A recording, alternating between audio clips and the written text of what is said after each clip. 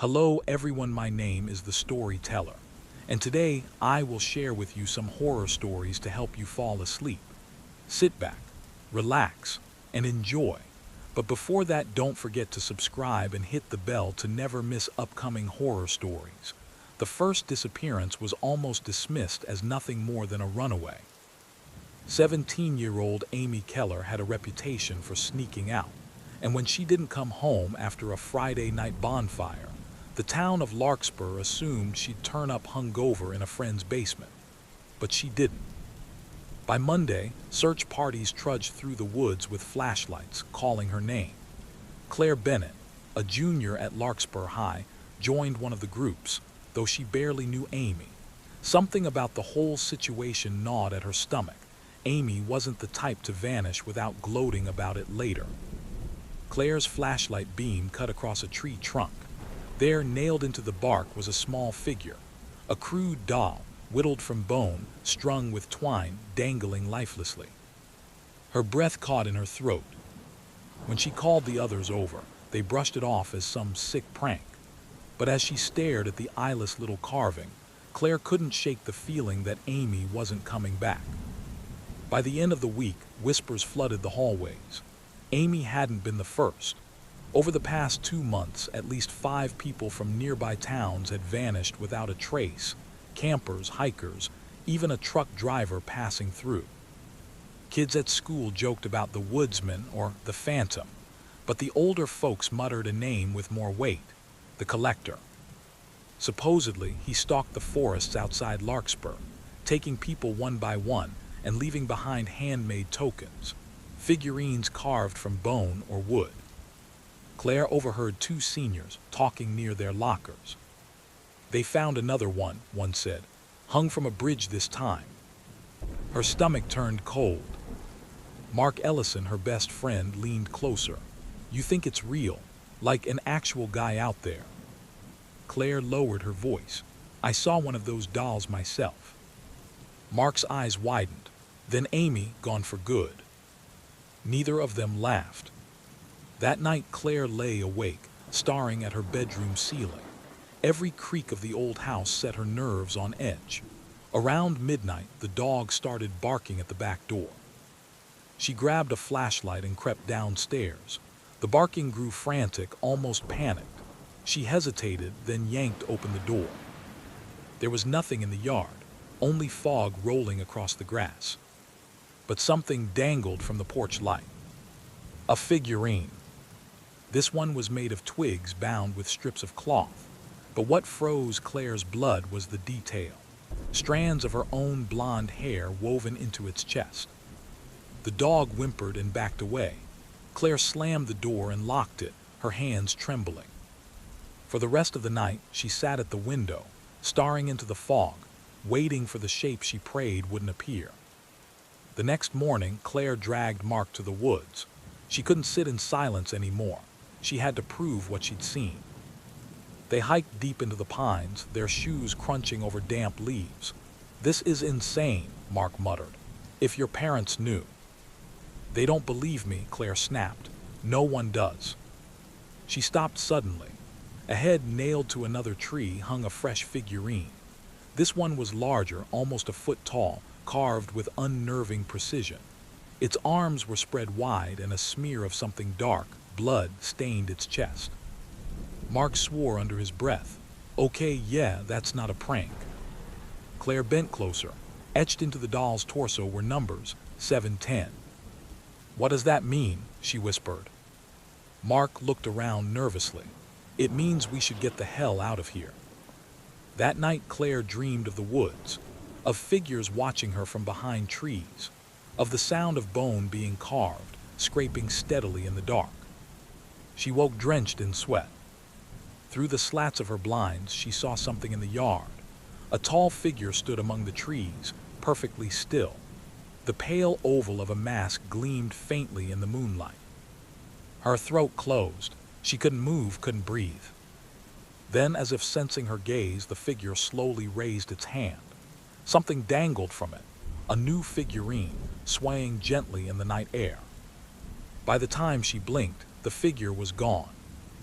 But the next morning, she found the doll hanging from her window latch. It bore the number 810. Claire and Mark went straight to the sheriff's office, figurines in hand. Sheriff Wallace was a heavy-set man with deep lines etched into his face, someone who looked perpetually exhausted. "You're telling me," he said slowly, "that some masked man left these on your porch?" Claire placed the dolls on his desk, her voice trembling. "Yes, he's watching me. He's marking me." The sheriff studied the carvings with an expression Claire couldn't read. Finally, he leaned back and sighed. "We've had 7 disappearances in the last 2 months. No bodies, no tracks, no signs of struggle, just gone. I can't launch a manhunt for a," he gestured at the figurines, "craft project." Mark slammed his hand on the desk. "These aren't pranks. Whoever took those people is still out there." For the first time, the sheriff's calm cracked. He shoved the dolls back toward them. "Burn them, forget about this, and don't bring them here again." Claire met his eyes and saw something that chilled her: fear. That evening, Mark insisted on walking Claire home. The forest loomed on either side of the road, trees packed tightly like black sentinels. Halfway there, they both froze. A voice drifted through the trees. Faint, raspy, but unmistakable, it whispered Claire's name. Her skin prickled. "Did you hear that?" Mark grabbed her arm, pulling her forward. "Don't look, just keep walking." But she couldn't help herself. She turned. Among the trees stood a tall silhouette. Its mask glowed pale in the dying light, and though she couldn't see his mouth, she swore she heard him whisper again. 9. By the next morning, Claire hadn't slept a single second. Every creak of the house sent her nerves spiraling. Her parents grew frustrated with her paranoia. "It's stress," her mother said. "From school, from Amy's disappearance, you're scaring yourself." But Claire knew what she'd seen. When she tried to confide in her father, he grew stern. "Enough. No more talk about monsters in the woods. You're grounded until you get some sleep." She stormed upstairs, slamming the door. As she sat on her bed, trembling, her eyes caught something. On her nightstand, another figurine. It hadn't been there before, its number carved deep into its chest, 910. Claire screamed until her parents rushed in, demanding to know what was wrong. But when they looked, the figurine was gone. Mark showed up at Claire's window that night with a flashlight and a determined look. "If no one else believes you, I do. We're going to find out what this thing wants." They snuck into the woods, hearts pounding. Guided only by moonlight, hours seemed to pass as they pushed deeper into the trees. Just as Claire was ready to turn back, they heard it, wood splintering, a steady scraping sound. They crouched behind a log. In a small clearing, lit by the pale glow of lanterns, a man knelt in front of a stump. His mask gleamed bone-white, smooth and featureless except for 2 hollow eye holes. In his hand was a knife, carving steadily into a piece of bone. Around him, nailed to trees, hung dozens of figurines. Some crude, some intricate, each swaying in the night air. Claire clapped a hand over her mouth to stifle her scream. The collector paused, tilting his head as though he heard them. Then he turned slowly toward the shadows. Mark grabbed her wrist. "Run." They tore through the woods, branches slashing at their arms and faces. Behind them, the steady sound of footsteps followed, measured, unhurried, yet impossibly close. Claire's lungs burned. She glanced back once and nearly tripped. The collector was there, moving through the fog like he belonged to it. He didn't run, didn't stumble. He advanced steadily, axe gleaming in his hand. They burst onto the road, gasping for air. A car's headlights appeared in the distance and they waved frantically. The driver swerved, honking in alarm, but didn't stop. By the time the road was dark again, the forest behind them had fallen silent. The collector was gone. Claire sank to her knees, sobbing. "He's not going to stop. He won't stop until he gets me." Mark put a hand on her shoulder, his voice low and grim. "Then we fight back." Claire sat on the couch with her father's baseball bat across her lap. Every shadow seemed to twitch. Every gust of wind sounded like footsteps. Mark sat nearby with a knife clutched in his fist, his jaw tight. Around 2 in the morning, the house groaned. Claire's eyes shot toward the staircase. Dangling from the banister was a figurine. She hadn't heard anyone enter, hadn't seen a window open. Yet there it was, swaying gently as if it had been placed there seconds ago. Her father stormed down the hall with the bat, but by the time he got there, the doll was gone. Only the faint sway of the rope remained, as though it had been cut down just in time. Her parents insisted she'd imagined it, but Claire knew. The collector had been inside her house, and he wanted her to know it. Mark refused to leave her side. He stationed himself at the window with his flashlight, scanning the yard while Claire sat trembling in her bed. Sometime after midnight, the fog rolled in dense, unnatural, creeping low across the ground. Mark stiffened. Claire, look. Her heart stopped. At the edge of the tree line, a tall figure stood, perfectly still. The pale oval of his mask gleamed like a moon through the haze. Mark snapped on the flashlight, the beam cutting through the fog. For one awful second, the light caught him clearly, the collector, standing among the trees, watching. Then the fog thickened, and he was gone. The next morning, Claire and Mark stormed back to Sheriff Wallace's office, more desperate than before. "Last night he was in my yard," Claire said, her voice breaking. "He's not just watching, he's coming closer. You have to help us." The sheriff stared at them, his face unreadable. Claire slapped the figurines down on his desk again. "This is evidence," she shouted. For a moment, Wallace just stared at the dolls.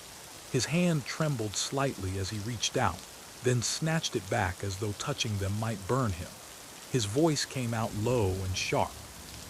"Don't ever bring these here again. Do you understand me?"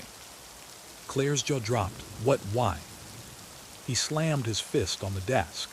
"Because if you keep digging into this, girl, you're going to end up like the others. Burn the dolls. Stay inside. Pray he forgets about you." Mark muttered under his breath, "He won't forget." That night the dog began barking wildly at the front door. Claire's father went to check, bat in hand, but froze the moment he opened it. Hanging from the porch beam was another figurine. This one wasn't bone or wood, it was flesh. Strips of raw meat had been stitched together with wire, forming a crude human shape. The head was knotted with strands of blonde hair, Claire's hair. Pinned to its chest was a scrap of paper, the letters jagged and uneven. "10 belongs to me." Claire's scream tore through the house. Her father hacked the grotesque doll down, hurling it into the woods, but the damage was done. The collector had named his final piece, and it was her. Mark stayed again, determined to protect her. But as the clock neared 3, the house fell eerily silent, like the whole world was holding its breath. Then all at once, every window shattered inward. The air filled with choking fog. Claire's parents stumbled from their bedroom, coughing and shouting. Through the haze, a figure stepped over the broken glass. Tall, masked, the collector. But this time, he carried no figurine. In his hands gleamed a rusted axe. Claire's father charged with the bat, swinging with everything he had. The collector moved with impossible speed, knocking him aside like a rag doll. The bat clattered uselessly to the floor. Claire's mother screamed. Mark grabbed Claire's wrist. "Run!" And as they fled up the stairs, the sound of heavy, deliberate footsteps followed close behind. Claire and Mark slammed the bedroom door shut, shoving a dresser in front of it. The sound of the collector's axe scraping against wood echoed from below. Each strike vibrated through the floorboards, making their teeth rattle. Mark held the knife with shaking hands. "We need a plan," he whispered. Claire glanced around the room, windows barred by storm shutters, nothing heavy to use as a weapon. She swallowed hard. "We lure him," she said, voice barely audible. "Get him to follow us upstairs, then trap him somehow." The axe struck again, closer this time. The collector didn't speak. He didn't need to. Every scrape and tap of his weapon carried a promise of death. The night dragged on as they tried to outmaneuver him. Every step in the hall, every creak of the floor, was mirrored by his patient, steady pursuit. Claire had noticed something. He never rushed. The collector measured every movement, studied their fear. Mark leaned against the wall, catching his breath. He wants us terrified, that's his game.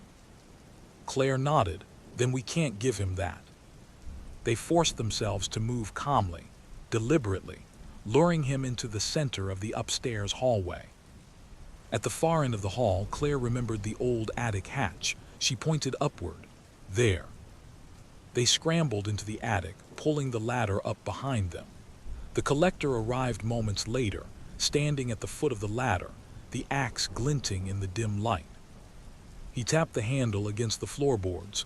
Tap, tap, tap. Claire pressed herself into the shadows. Mark gripped her hand. He's not coming up here, is he? The tapping stopped. The attic remained silent, but Claire felt it. The sensation of being watched, measured, hunted. Hours passed in tense silence. The fog outside began to dissipate slightly with the first hints of dawn, but the collector didn't retreat. He waited, patient as ever, knowing they were trapped. Claire whispered, "We can't stay here forever. He's going to figure out a way in." Mark's jaw tightened.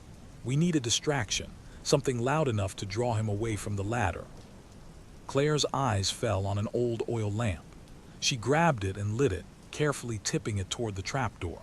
If it fell just right, maybe it would make him flinch. The lamp clattered onto the floor of the ladder opening. Flames erupted, casting flickering shadows throughout the attic. The collector reacted instantly. He swung the axe, slicing the ladder, sending the bottom rungs crashing to the floor. Claire and Mark tumbled backward, hearts hammering. The heat of the fire and the smell of burning oil filled the space. The collector didn't stop. He slammed his hands against the attic wall, trying to pry the boards loose, inching closer with every movement. Claire and Mark realized the horrifying truth. There would be no mercy tonight. They were at his mercy. Claire's hands shook as she grabbed an old metal trunk, sliding it in front of the attic hatch to buy them precious seconds. The heat from the lamp cast long, flickering shadows, making the space feel even smaller. The collector's tapping returned, slow, deliberate, like a heartbeat. He was testing their nerves, waiting for them to crack. Mark whispered, "We can't stay here. He'll break through eventually." Claire nodded. "We need to fight back. We have to make him think he's losing control." They scavenged whatever they could. A pair of rusty fireplace pokers, some heavy books, a length of rope. Every item was small, fragile, but it might give them a chance. Claire gripped a poker, holding it in front of her like a shield. Mark tied a rope to a chair, ready to trip the intruder. Outside, the fog began to swirl again. The collector's presence seemed to thicken it, wrapping the house in an unnatural chill. Hours passed. The collector didn't attack outright. He prowled below, scraping his axe against the floorboards, whispering names under his breath. Claire realized he had memorized every sound in the house, every squeak, every creak. He knew how to unsettle them without showing himself. Mark shivered. "It's like he can hear our fear." Claire swallowed hard. "He can, that's how he hunts." A sudden crash made them jump. The attic hatch splintered slightly under the weight of the collector's axe. Claire swung the poker as he reached through. Metal connected with something solid, bone. The intruder let out a low hiss that chilled them to the marrow. He pulled back, disappearing for a moment into the shadows, but not before leaving a mark, a jagged gouge in the attic floorboard. Mark's eyes went wide. "He's testing us, feeling us out." Claire gritted her teeth. "Then we'll test him back." They waited in silence until he returned, creeping closer to the hatch. Claire flung a heavy book downward, striking the intruder's hand. A sharp yelp echoed through the house. Mark seized the moment, yanking the rope to try to snag his legs. The collector stumbled, momentarily thrown off balance. Flames from the lamp flickered wildly, shadows dancing across his mask. Claire felt a surge of hope. For the first time, they weren't entirely at his mercy. But she knew it was only temporary. The collector wasn't just strong. He was patient, methodical, and terrifyingly relentless. Claire and Mark crouched in the attic, panting, hearts pounding. The collector had retreated briefly, but they knew it wouldn't last. The scraping of his axe against the floorboards below reminded them of that. Claire whispered, "We have to finish this. We can't run forever." Mark nodded, fear etched into his face. "Do we fight or escape?" Her jaw tightened. Both. They waited, listening. Every sound, the wind outside, the house settling, even the soft creak of the ladder, was magnified. Then from below, a deliberate step. The collector had returned. He burst into the attic moments later, axe raised.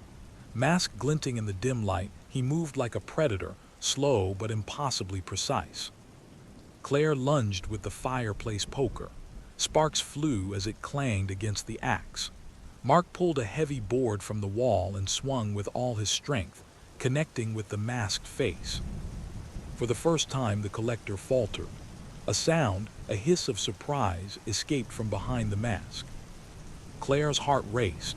They had wounded him, but he wasn't done. His patience turned into fury, and every step toward them felt like a death sentence. The attic became a chaotic battlefield. Furniture toppled, flames flickered, dust and smoke filled the air. Claire swung the poker again. Mark hurled objects, trying to keep the collector at bay. He moved with unnatural speed, snapping a chair in half as he advanced. They were cornered, every exit blocked by the relentless figure. Claire spotted a window at the far end. "Mark the window, we can climb." Mark grabbed her arm. "It's risky." "I'd rather risk falling than," Claire choked, unable to finish the thought. With a shared nod, they sprinted for the window. The collector lunged, but the attic was cluttered with debris, slowing him just enough. Claire kicked the window open, cold night air biting her face. Together, they leapt onto the sloping roof, rolling to absorb the impact. The collector stood at the broken attic hatch, mask gleaming, axe raised. His breathing was slow, steady, but his eyes, Claire swore she could see them through the hollow mask, burned with fury. They ran into the fog, branches clawing at their faces. Behind them, the collector's presence lingered, patient and unyielding. Dawn broke over the town of Larkspur, mist curling across the roads and fields. Claire and Mark reached the main street, trembling, covered in cuts and bruises. No one was in sight. Their parents had called the police, alerted the neighbors, but the collector was gone. The figurines, the stalking, the terror, all of it left behind only a chilling reminder. He had vanished, but he wasn't defeated. Claire glanced back toward the forest. The trees swayed gently in the morning breeze. She could almost hear the scraping of a knife, faint but unmistakable. Somewhere in the woods, the collector waited, patient, methodical, hungry for his next trophy. And Claire knew, with a sinking dread, that it would not be long before the number on his collection reached 11. The first rumors began quietly, whispered behind the velvet curtains of penthouses and mansions. The city's elite had always been untouchable, or so they thought. But then the disappearances began. First, Vincent Marlowe, a tech billionaire whose fortune built entire city blocks. No note, no trace, just gone. The media speculated, kidnapping, foul play, or a staged vanishing. But the richest citizens whispered differently. A name passed from trembling lips, the Gilded Hunter. Detective Elise Caro had been on the force for nearly 20 years, but even she paused when the call came in.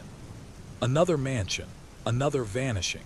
This time, the lights of the city's tallest building went dark in the middle of the night. When Elise arrived, security footage showed nothing. No car, no intruder, only the victim's screams cut short in the night. Elise stood in the Marlowe penthouse, a place she'd always envied from news reports. Gold-plated staircases, priceless art, a view that stretched to the horizon. The living room was pristine, undisturbed except for the centerpiece.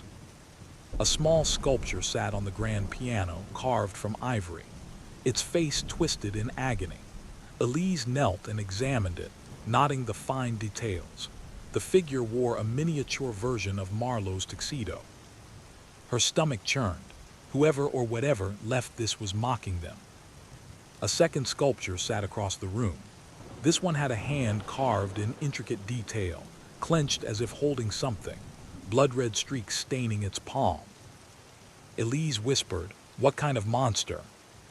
Within a week, 3 more billionaires vanished. Each time, Elise found a similar token, a miniature sculpture carved with the likeness of the missing person, always in their most iconic pose, always with a trace of crimson. The city's elite grew paranoid. Gates were reinforced, bodyguards multiplied, yet the gilded hunter seemed to slip through every security system with ease. Elise studied the patterns. Every disappearance occurred at night, every building heavily guarded, every victim rich beyond imagination. It wasn't random, it was deliberate. And Elise began to see the pattern in the carvings themselves. The figure's eyes were hollow, and though the sculptures were small, the details suggested something far larger, something that could mimic human form. It happened on a foggy night in late October. Elise had stakeouts at the penthouse of socialite Lillian Duval. Security was tight, cameras everywhere, but Elise didn't trust technology tonight. Around midnight, she saw movement. A tall silhouette emerged from the shadows of the terrace. Its body gleamed strangely, metallic yet organic, reflecting the city lights like a creature covered in gold scales. Elise froze. The figure didn't run. It didn't hide. Its hollow, gleaming eyes were fixed on the penthouse window. Then, almost impossibly fast, it struck. A flash of clawed hands, a scream, and the lights went out. When Elise rushed in, the room was empty.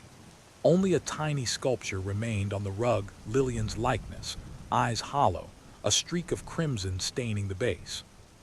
Elise couldn't shake the feeling of being watched, even at home. Her apartment, modest compared to the mansion she protected, felt suddenly exposed, fragile.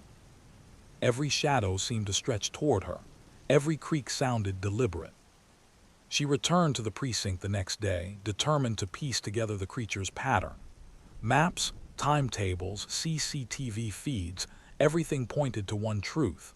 The gilded hunter didn't strike at random. It tracked wealth. It knew where the richest lived, where they felt untouchable, and it struck when they least expected it. And Elise realized something else with a chilling certainty. It wasn't human. The hunter was intelligent, patient, and merciless. Somewhere in the city, gleaming under the moonlight, it was already stalking its next victim. Elise parked across the street from the Vandermeer estate, binoculars in hand. The sprawling mansion shimmered under the moonlight, its golden accents gleaming like a beacon to something dark. Her pulse raced as she watched the gates. Security guards patrolled meticulously. Cameras scanned every angle, and yet, Elise couldn't shake the feeling that nothing would stop the gilded hunter tonight. Hours passed in silence. Then, a shadow detached itself from the tree line. Tall, sleek, movements fluid and almost unnatural. Its reflective golden skin glinted even in the darkness. It didn't move toward the guards. It moved through them. One blink and it was on the terrace, watching Elise through the faint glow of the mansion lights. Elise radioed backup, but her voice trembled. Before the team could arrive, the glass doors of the mansion exploded inward. A scream echoed, a high, elegant scream that cut through the night. The gilded hunter emerged from the smoke, a humanoid silhouette coated in glimmering golden scales. Its claws dripped crimson, each movement precise and predatory. Elise burst into the mansion, but the rooms were already empty. The only evidence of the attack was a sculpture on the grand staircase, a miniature version of the Vandermeer but with hollow eyes, painted with blood. The hunter had claimed its victim. Back at headquarters, Elise pored over maps, photos, and files. Every disappearance had something in common: wealth, prestige, arrogance. Every attack was carefully calculated, executed with surgical precision. The sculptures themselves were a clue. They were small, intricate, and displayed in locations where victims had spent the last moments of their lives. The hollow eyes weren't just decorative, they were a warning. Elise realized with growing dread that the hunter was counting, each victim marking a step in some ritual she couldn't yet understand. 3 nights later, Elise received an anonymous tip about a gala at an exclusive art gallery. The wealthiest socialites in the city would attend. She watched from the shadows as the gilded hunter moved among them, blending almost invisibly, golden scales reflecting the chandelier light. Its presence was subtle, elegant, almost hypnotic, yet everyone in the room felt a creeping sense of wrongness. Some attendees began to leave, sensing danger they couldn't see. Then a scream shattered the carefully curated ambience. The hunter had struck again. By the time Elise pushed through the crowd, the victim was gone, leaving only a sculpture, a golden miniature with blood-stained eyes, atop the grand piano. Elise chased the creature into a darkened alley behind the gallery. She had her weapon ready, a standard issue sidearm, but instinct told her it wouldn't be enough. The gilded hunter paused, watching her, claws twitching, golden eyes gleaming. For the first time it made a sound, a low, metallic hiss like metal scraping across stone. Elise swallowed hard. She realized that this wasn't just a predator. It was intelligent, patient, and calculating every move she made. It stepped closer, each movement fluid, controlled, and impossibly fast. Her gun felt heavy in her hands. Every instinct screamed at her to run, but she stood her ground. The hunter tilted its head as if studying her. Then, without warning, it vanished into the shadows, leaving behind another miniature sculpture, this time one of Elise herself, carved perfectly in gold. Elise returned to her apartment shaken and found the golden miniature sculpture on her doorstep. Its hollow eyes seemed to bore into her soul. The base had a new number etched in delicate lines, 510. Her phone vibrated, a text from an unknown number. The next will be exquisite. Her blood ran cold. This wasn't just a monster, it was taunting her. Every attack was designed not just to kill, but to mock the city's wealthiest and now her. She stared at the figure, realizing with sinking dread that it had studied her habits, her routines. It knew her fear intimately. 3 nights later, Elise set a trap at the Harrington estate. She had alerted security, laid sensors, cameras, and motion detectors, determined to catch the creature in action. Hours passed. The house remained silent. Then from the shadows, the gilded hunter emerged, smooth and silent as molten gold. It didn't flinch at the cameras, didn't trigger the alarms. It moved through the mansion like it owned the place, choosing its victim with deliberate precision. Elise tried to follow, but it was gone before she reached the main hall. The only evidence was a sculpture, bloodied and hollow-eyed, sitting atop the grand chandelier. The city seemed to hold its breath. Every wealthy resident grew paranoid. Guards doubled, homes reinforced, yet the hunter's attacks continued. Elise could feel its presence everywhere. Shadows in alleys stretched unnaturally. Reflections in windows caught glimpses of gold, and every scream echoed long after it stopped. One night as she drove home, headlights caught something in the fog, a golden figure standing in the middle of the street. She slammed the brakes, heart hammering. It tilted its head, watching her, then vanished into the mist. Her pulse raced. The gilded hunter was learning, adapting, and she realized with horror that it was getting closer to her. Elise pored over the sculptures, trying to find a pattern. Every victim, every miniature, every blood streak told a story. The hunter didn't just kill, it curated. Each attack was a masterpiece in terror, a statement about greed, power, and arrogance. She noticed something new. subtle markings along the edges of the sculptures, symbols etched almost imperceptibly forming a sequence, perhaps a ritual, perhaps a countdown. The thought chilled her. The hunter wasn't just murdering, it was planning something bigger. Elise waited at the top of the city's tallest building, knowing the gilded hunter would strike again. As midnight approached, the golden figure appeared, gliding silently across the rooftop. It didn't attack immediately, it studied her. Every blink, every twitch, every breath. Elise steadied her gun, but instinct told her it was useless. The hunter's claws scraped the concrete, a sound more terrifying than any scream. Then it spoke, its voice metallic, resonant. "You are next." Before she could react, it leapt into the shadows, leaving behind another sculpture. This time, Elise herself, gold gleaming, hollow eyes staring into her soul. Elise stationed herself on the rooftop of a private tower, binoculars in hand, watching the glittering skyline. The city below sparkled with wealth, every penthouse and high-rise a potential target. Hours passed, the streets silent until she saw it, a figure moving unnaturally through the shadows. Golden scales reflected the moonlight, glinting like molten metal. It paused, head tilting, as if assessing her presence. Her pulse quickened.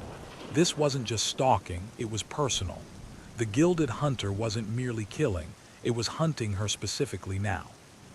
Suddenly, a scream echoed from a nearby penthouse. Elise sprinted toward the building, every step pounding in rhythm with her racing heartbeat. Inside, the gilded hunter moved with terrifying precision. Guards were no obstacle. It passed through them like mist, leaving only a trail of gold and blood. On the grand staircase lay a sculpture, its eyes hollow, a streak of crimson across its base. The victim had been taken, just as Elise had feared, and she knew it would be her turn next. Back at headquarters, Elise spread the sculptures across a large table, trying to discern a pattern. Each piece bore a number, etched delicately. 110, 210, 510. Her stomach dropped. The gilded hunter wasn't random, it had a collection, and Elise was now part of it. Mark, a fellow detective, leaned over the table. "It's like a ritual," he said. "A hunter with trophies. We're just trying to survive until it's done." Elise's jaw tightened. "Then we don't survive, we end it tonight." Elise climbed to the city's highest rooftop, armed with whatever she could carry. Gun, flare, and determination. From the shadows, the gilded hunter emerged, glinting gold in the dim light. Its claws caught the glow of the city lights. For a moment, time seemed to freeze. It didn't rush. It didn't lunge. Instead, it circled her, examining her like prey that had finally noticed the hunter. "You should have stayed hidden," it hissed, metallic and resonant. Elise steadied herself, heart pounding. "Not tonight." The gilded hunter lunged. Elise fired her gun, but the bullets clanged harmlessly against its golden scales. It moved with impossible speed, knocking her off balance. She rolled, grabbing a flare and swinging it at its legs. Sparks flew, and for a split second it faltered. The creature hissed, claws raking across concrete, leaving deep gouges in its wake. It advanced relentlessly, its eyes hollow yet gleaming with an intelligence that sent shivers down her spine. Elise realized something horrifying. She was facing not just a monster, but a predator who thrived on fear and spectacle. Tonight, only one would leave the rooftop alive. Elise scrambled across the rooftop, heart hammering, flare smoke trailing behind her. The gilded hunter's claws gouged deep ruts into the concrete with every step. She spotted a maintenance ladder leading to a lower terrace. "This way," she yelled to herself, adrenaline surging. The creature tilted its head, almost curious, and then moved with terrifying speed, cutting off her escape. Elise realized she couldn't outrun it, not tonight. Grabbing a discarded steel pipe, Elise swung at the hunter. Sparks erupted as the metal scraped against its scales. It hissed, a sound like grinding metal, and swung its claw in return. Elise ducked, narrowly avoiding a lethal strike. She noticed the golden surface had faint seams, almost like armor plates. She had to aim for the joints, the weak points. Her mind raced. Every move she made, it anticipated. The creature wasn't just strong, it was thinking, adapting, learning. The rooftop became a battlefield. Concrete cracked, metal bent, and the night echoed with screams and hissing. Elise's flare illuminated the hunter's gleaming form, every scale reflecting a sickening shimmer. She realized something. The hunter wasn't just killing, it was displaying its victims. Sculptures littered the ledges below, each one blood-stained, each one a warning. Elise's stomach churned. She had to survive, not just for herself, but to stop it from adding another figure to its collection. Elise found herself trapped at the edge of the rooftop. The city sprawled far below. The hunter advanced slowly, claws scraping the concrete, every step deliberate, precise. Her weapon and flare were nearly useless against it. She had only one chance. She gripped the pipe tightly, taking a deep breath. The hunter's hollow eyes locked onto hers. "You cannot hide," it hissed. Elise's hands shook. She had to fight smart, outthink it, outmaneuver it, survive. As the hunter lunged, Elise ducked, swinging the pipe with all her strength at a seam near its shoulder. Sparks flew, and the creature staggered, emitting a screech that echoed across the city. Using the moment, Elise grabbed a nearby cable and wrapped it around its leg, pulling with all her weight. The hunter lost balance, crashing against the rooftop railing. For a heartbeat, it froze. Its hollow eyes reflected the city lights. Elise realized it had been wounded, slightly, but enough. The battle was far from over, but for the first time she felt hope. The gilded hunter wasn't invincible. The city below lay in shadow, unaware of the battle above. Sparks and shattered concrete littered the rooftop, evidence of the struggle so far. The gilded hunter rose, its golden scales glinting menacingly. Every movement was fluid, precise, a predator refined by centuries of killing. Its hollow eyes locked onto Elise, reading her fear. Elise gripped her pipe, heart hammering. "It ends tonight," she whispered. The creature hissed, lunging forward with inhuman speed. Elise sidestepped, barely avoiding the clawed strike, and swung the pipe with all her might at a weak seam near its shoulder. The hunter shrieked, staggering from the blow. Sparks flew from the metal pipe, scraping against its golden armor. Elise felt a surge of adrenaline. She grabbed a loose cable nearby and wrapped it around its leg. The creature thrashed, powerful enough to snap steel, but the tension held. With a heave, Elise pulled it toward the edge of the rooftop. The city lights reflected off the hunter's scales, blinding in the chaos. For the first time, it faltered, not out of weakness but surprise. Elise pushed with all her strength.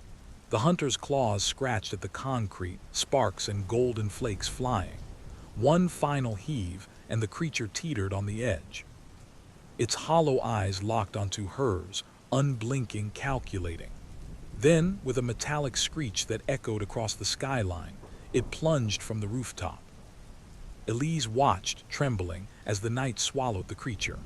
Silence fell, broken only by the distant hum of the city below. The next morning, news spread of the mysterious death, or disappearance, of an unknown figure on the city rooftop. Elise was exhausted, covered in cuts and grime, but alive. The sculptures remained, scattered across the streets, now silent relics of the gilded hunter's reign. Hollow eyes starring, crimson streaks dried into their surfaces. Elise realized that while the creature was gone, for now, its legacy of terror would haunt the city forever. Weeks passed. The city resumed its glittering rhythm, the rich flaunting wealth with a newfound edge of caution. Elise sat at her desk, reviewing the case when a small parcel arrived. She opened it, heart sinking. Inside lay a miniature sculpture, gold, hollow eyes, a streak of crimson, and etched at the base, delicate and precise. 610. A metallic hiss echoed faintly from the shadows of her apartment. Somewhere, the gilded hunter still roamed, patient, methodical, and hungry. Elise clenched her fists. One truth burned in her mind: the hunt was far from over. It began on a foggy autumn evening in the quiet town of Ravenbrook. The streets were empty, except for the occasional flicker of a street lamp. A scream shattered the silence near the edge of the forest. Detective Lena Holloway arrived minutes later, heart pounding.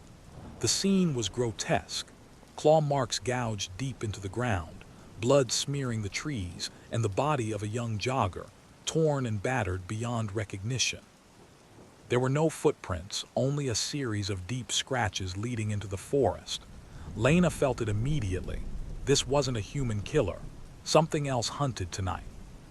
The town whispered of a beast, a dog unlike any other. Descriptions varied: massive, black as midnight, eyes glowing red in the darkness. It moved like a shadow, silent but deadly, a predator that knew the forest like an extension of its body. Lena studied the crime scene. The wounds were precise, almost surgical. Whoever, or whatever, had done this didn't just kill, it tore life from its victims deliberately, feeding on terror before ending it. A local hunter muttered under his breath, "They say it's old, older than the forest itself. Some call it Fang of the Night." Lena shivered. Legends didn't scare her, real life did, and this was real. Over the next 2 weeks, more bodies appeared. Hikers, joggers, even a late-night delivery driver.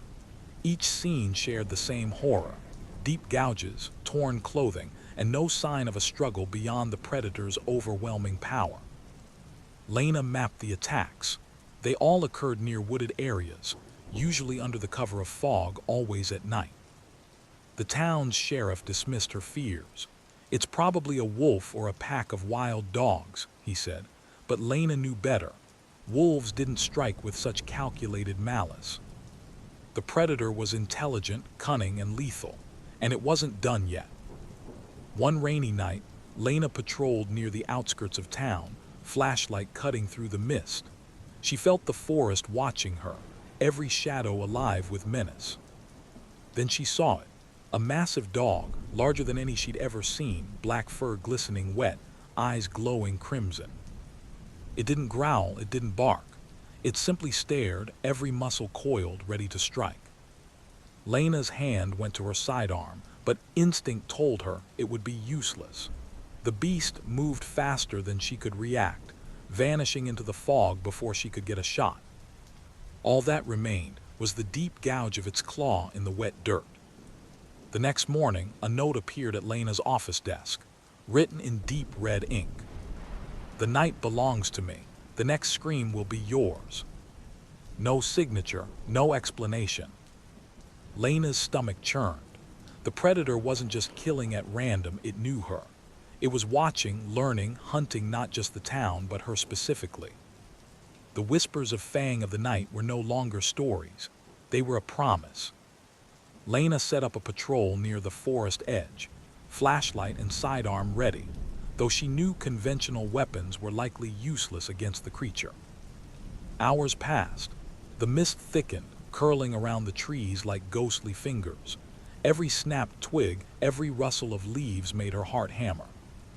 Then she saw it, 2 glowing red eyes among the trunks fixed on her. Its fur shimmered in the moonlight, wet from the fog, muscles rippling beneath. The dog tilted its head, as if assessing her. Then it vanished, leaving only a deep claw mark gouged into the earth and the smell of wet fur and blood. A scream tore through the night hours later. Lena sprinted toward the sound, flashlight cutting a path through the darkness. A young man lay on the forest floor, torn and bleeding. Beside him, deep scratch marks carved into trees and soil told the story of a predator far stronger than any domestic animal. Lena knelt, scanning the area. Tracks were everywhere, or were they? The dog moved like a shadow, leaving no trace beyond its victim's devastation. She whispered to herself, "It's not hunting for food, it's hunting for terror." The news spread quickly. Ravenbrook descended into panic. Joggers avoided the forest. Children were kept indoors after dark. Guards and hunters tried to patrol, but the creature always seemed one step ahead. Lena studied the attacks. Each victim had been alone, distracted, vulnerable. The dog wasn't attacking randomly. It stalked, it planned, it waited for the perfect moment. The townspeople called it Fang of the Night. Lena knew it wasn't just a name, it was a warning. Lena ventured into the forest alone one misty night, following tracks she thought might lead to the creature's lair. A sudden rustle made her freeze. The red eyes appeared from the darkness. It lunged. Lena dove to the side, rolling across the damp leaves. Its claws scraped mere inches past her. She fired her weapon, but bullets bounced harmlessly off its black, slick fur. The dog growled, low and guttural, then retreated into the fog, leaving her shaking and soaked with sweat. She realized the horrifying truth. She was being hunted just like the others. Lena returned home, exhausted, only to find her apartment door ajar. Inside, claw marks scratched the wooden floor. On the rug lay a small tuft of black fur, and a note scrawled in crimson ink. "You cannot hide. The hunt is closer than you think." Her pulse raced. The dog wasn't just a predator. It was intelligent, patient, and terrifyingly methodical. And Lena knew, with a sinking dread, that Fang of the Night would not stop until it had claimed her. Lena returned to the forest edge with traps and bait, determined to lure the creature into a confrontation. The night was thick with fog, every tree a shadowy sentinel.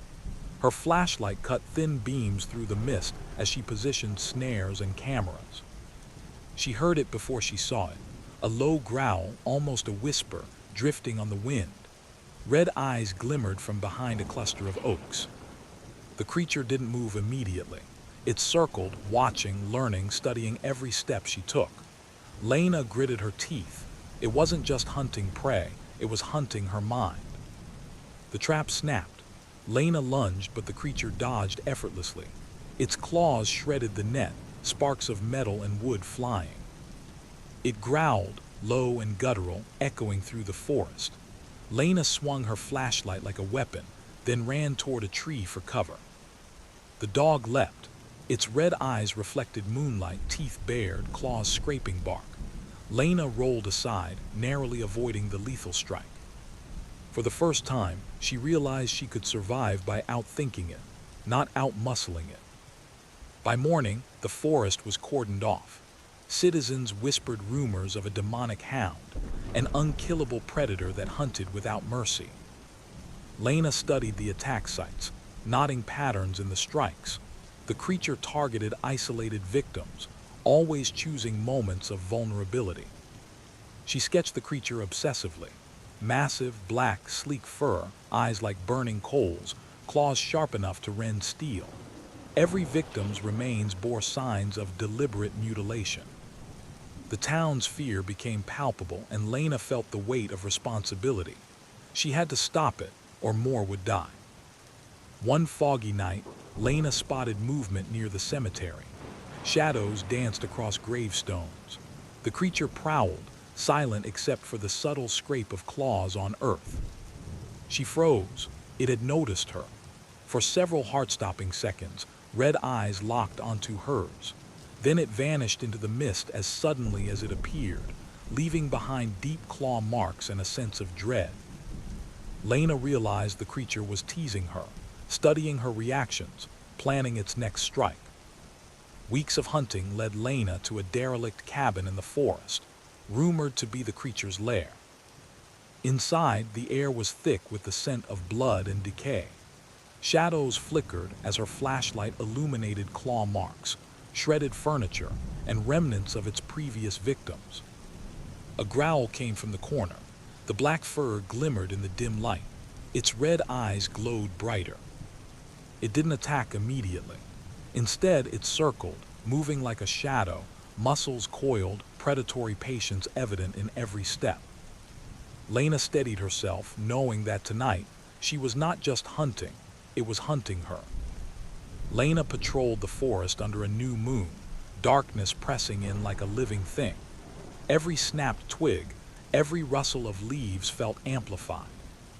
Then she saw it, red eyes reflecting faint starlight, muscles coiled beneath black fur. The creature had sensed her presence. She raised her flashlight, swinging it in wide arcs, trying to intimidate. The dog didn't flinch. Instead, it tilted its head as if mocking her, and then vanished into the shadows with a speed she couldn't follow. A scream shattered the night. Lena ran toward the sound, her breath ragged. A young man lay torn across the forest floor, deep claw marks across his chest. The dog crouched nearby, watching, growling low and guttural. When it saw her, it sprinted with terrifying velocity. Lena fired her sidearm. Bullets bounced harmlessly off its slick fur. She ducked behind a tree as the creature circled her, teeth bared, eyes glowing crimson. She realized with horror, it wasn't just hunting victims, it was hunting fear itself. The town's panic grew. Schools closed early. Residents barricaded doors. Hunters patrolled the edges of the forest, but none dared enter the deeper darkness. Lena studied the attacks. Every victim had been isolated, every strike calculated. The dog learned, adapted, became smarter after every kill. A creeping dread settled over her. The creature was strategically hunting her now, preparing for the final confrontation. Lena set bait near the old cabin, sprinkling meat and leaving tracks leading into an open clearing. She waited in silence, the fog swirling, flashlight in hand. Hours passed. Then a low growl cut through the night. Red eyes appeared, glowing like embers in the darkness. It moved slowly at first, then sprinted with impossible speed toward the bait. Lena tensed. This was her chance, but she knew the creature had planned for this. The dog lunged at the bait, claws gouging deep into the earth. Lena emerged from hiding, swinging a flare to distract it. Sparks flew, fur shimmered, and the creature froze momentarily. She fired her gun, bullets ricocheting harmlessly. The dog hissed, a sound like metal scraping on stone, and charged toward her. Lena dodged, swinging a metal rod she had grabbed earlier. Claws missed her by inches, leaving deep grooves in the tree behind her. For the first time, she realized this was more than a wild animal. It was intelligent, calculating, and utterly ruthless. Lena found herself cornered in a narrow forest clearing. The fog swirled thickly, and shadows moved unnaturally among the trees. The red-eyed creature emerged silently, muscles coiled, teeth gleaming. It circled her slowly, savoring the fear radiating from her every movement. She raised her metal rod, hands shaking, knowing she had only moments. One misstep and she would become another victim. The dog lunged with terrifying speed, claws scraping the forest floor, sending shards of wood and debris into the air. Lena swung the rod just in time to deflect its strike. Sparks flew as metal met claw. It hissed, a low, metallic rasp, and circled again, watching for an opening. Lena's heart pounded. She knew she couldn't hold it off forever. Every instinct screamed, survive or die. Lena noticed the creature hesitated near a fallen log. She grabbed a nearby branch and jabbed at it, startling the predator enough to slip past its defenses. She ran through the forest, branches clawing at her face, fog burning her lungs. The dog followed relentlessly, its red eyes glowing, growls vibrating through the ground beneath her feet. She knew the chase was far from over, but she had survived this encounter. Lena found the creature's lair hidden in a hollowed-out cave deep in the forest. Bones and remnants of previous victims littered the ground, some partially carved, some torn apart. The smell of decay and blood was overwhelming. The dog emerged from the shadows, its body glistening black, eyes burning crimson. It hissed, circling her like a predator confident in its superiority. Lena realized fully now. It had been hunting for something beyond food. It hunted fear, and she had been the ultimate prize. Lena readied herself, heart pounding, weapon in hand. She baited the dog with a flare, luring it toward the mouth of the cave. Sparks flew, fur shimmered, and the creature lunged again. Metal met claw as she swung the rod, striking a weak seam in its foreleg. The dog yelped, staggered, but recovered instantly, claws digging into the stone. The battle raged, each second stretching into eternity. Lena realized the fight wasn't just for survival. It was a battle of wits, cunning, and willpower against a predator that had never known defeat. The cave was silent, but the air thrummed with menace. Lena's breath came in shallow gasps. Every shadow seemed alive, every rustle a threat. The creature emerged from the darkness, larger than ever, fur slick, muscles coiled, red eyes blazing. It circled her, a predator confident in its dominance. Lena steadied herself, rod in hand, knowing there was no escape this time. This confrontation would decide everything. The dog lunged. Lena dodged, swinging the rod and striking its foreleg. Sparks flew as claws scraped metal. The creature yelped, staggered, but immediately recovered. It circled faster, teeth bared, growls vibrating through the cave. Lena's mind raced. Bullets were useless. Strength alone wouldn't win. Only strategy, cunning, and nerves of steel could save her. Spotting a cluster of stalagmites, Lena baited the creature toward them. The dog followed, eyes locked on her, instincts razor-sharp. At the last second, she triggered a makeshift snare, catching the creature's leg. It yelped and thrashed, claws gouging stone and dirt. For a brief moment, she had an advantage, enough to strike at its weak point with the rod. The beast howled in rage, stumbling backward. The dog lunged again, more ferocious than ever, but Lena anticipated its moves. She ducked, rolled, and struck again. Sparks flew as metal met claw. Its growls turned into guttural roars, echoing through the cave like a storm. Lena could feel her strength waning, but she pressed on, knowing that stopping now meant death. The creature staggered, weakened, yet still intelligent, calculating, and terrifyingly fast.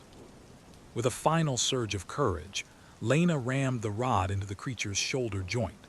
It yelped, stumbled, and fell against the cave wall. Red eyes flickered, then dimmed. The growls softened into pitiful whimpers. The creature, massive, lethal, and unrelenting, lay still, exhausted and wounded. Lena collapsed beside it, trembling. The forest outside was silent now. She had survived. She had won for now. But as she looked at the beast's glowing eyes fatting into darkness, she knew. Fang of the Night might be defeated, but the terror it had brought to Ravenbrook would never truly vanish.